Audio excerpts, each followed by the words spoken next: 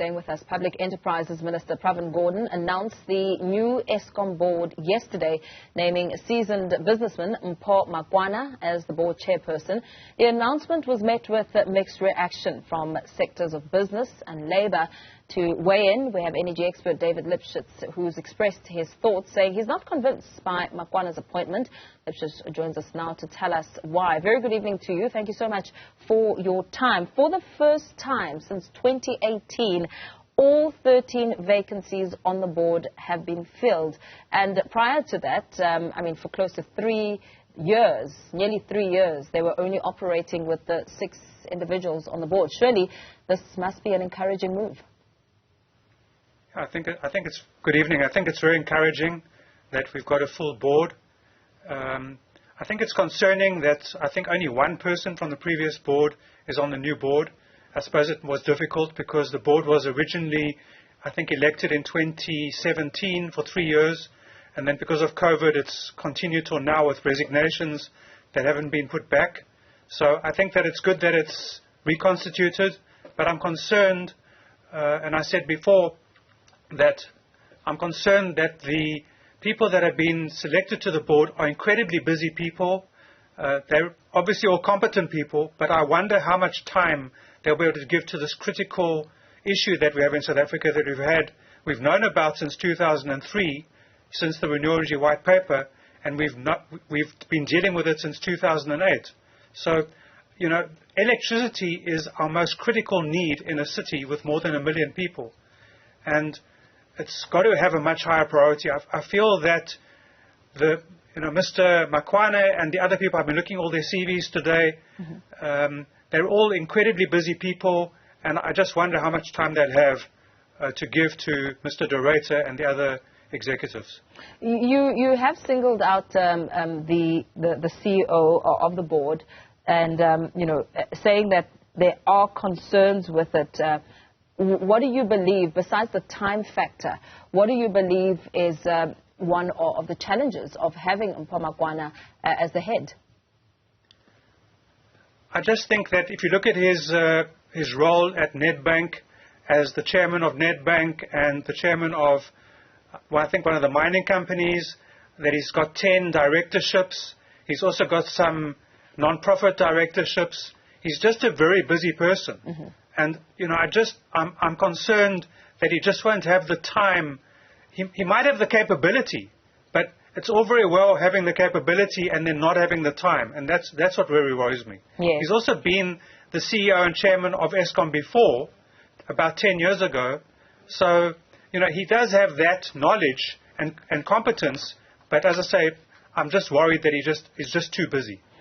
With time being a factor, the board has been appointed a 3-year term, and of course there is a mandate. This afternoon already we heard President Cyril Ramaphosa speaking to the issue of Eskom, once again apologizing for it, speaking about the impact of state capture, and also saying that he hopes that the new board will do a proper examination. As you speak about the time factor being a major challenge, what do you believe to be the priorities that the board needs to urgently make the time to sit and resolve?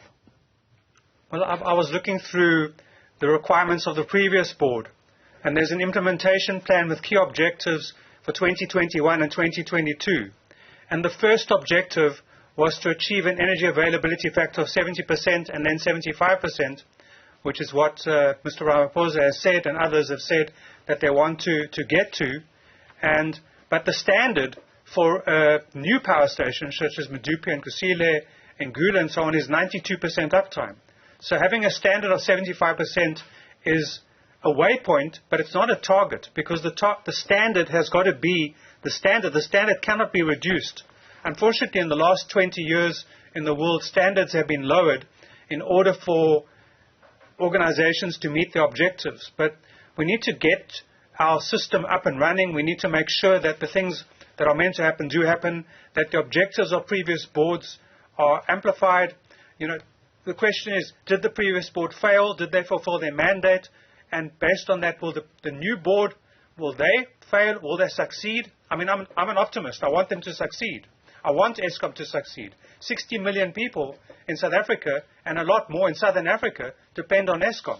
So in the city, we get water, and we get sewage, and we get food, and we get petrol, and we get everything. Even our conversation today is happening because of Eskom. Mm-hmm. Eskom is a critical needle, if you like, in South Africa. And it's just, the board will be given the same brief as the previous board.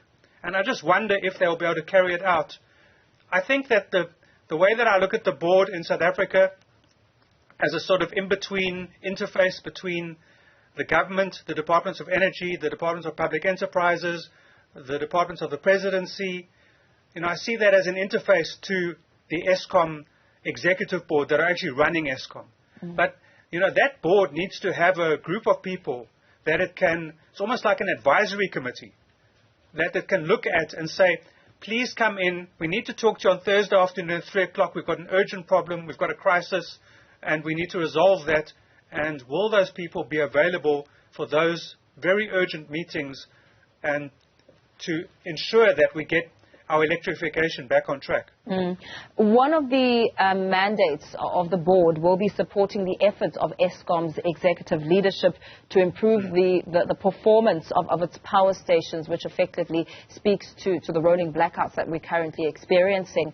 There have been no changes to Eskom's executive leadership. Andre de Ruyter still remaining as a CEO. What are your thoughts on the executive board? Well, I don't think, we've had 10 CEOs in 10 years. I don't think, if you look at the top companies, the top 100 or the top 40 companies in South Africa, they may have had 1 or 2 CEOs. The CEO needs to be given time to implement the strategy. Eskom's strategy hasn't changed. So, the problem is not the strategy and it's not the policy. South Africa's policy is good. Policy is the government's word for strategy. So the strategy is perfect. There's nothing wrong with the strategy. But the implementation is the problem. And so we have Mr. Oberholzer, who's been there for a very long time, on and off at Eskom, but I think 30 or 40 years of experience in energy and electrification. And then you have the CFO.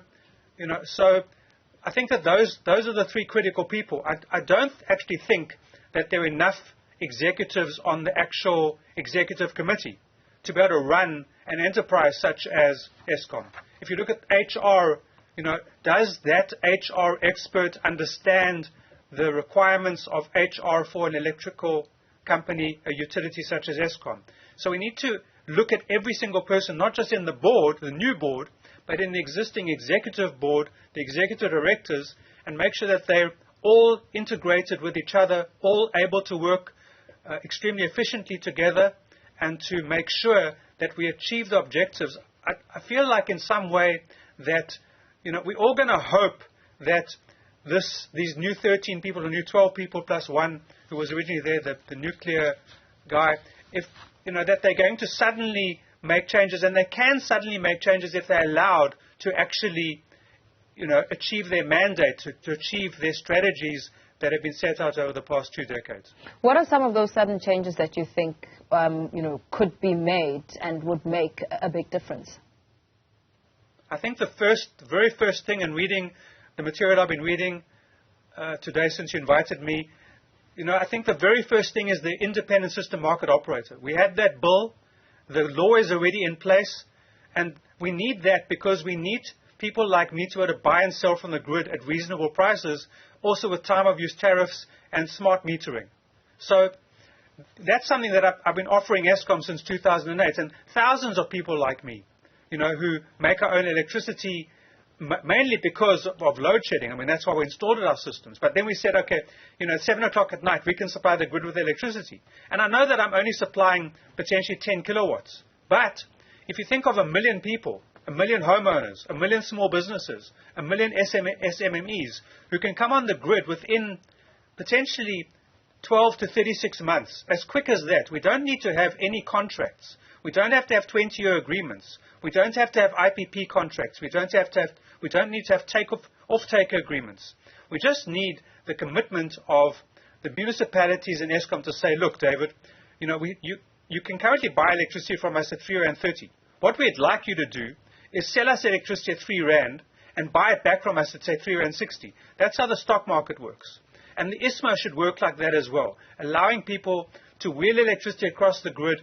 And this also means that we don't need grid strengthening. A lot of what the rates has been saying recently is we need a lot of grid strengthening because we want to take advantage of the Northern Cape, where there's 8 hours of solar radiation per day. Cape Town has 4.9 solar hours. Germany has 2.4 solar hours. So people are saying that PV is failing, but it might be failing in Germany, but for the same capital expenditure in South Africa, we can get 2 to 3 times as much energy. We can lengthen the solar day by having grids facing east and west, not just north. I think these are really quick things that we can make happen, and we can get. Sapphire said about a month ago that there's 27,000 unregistered generators in the grid.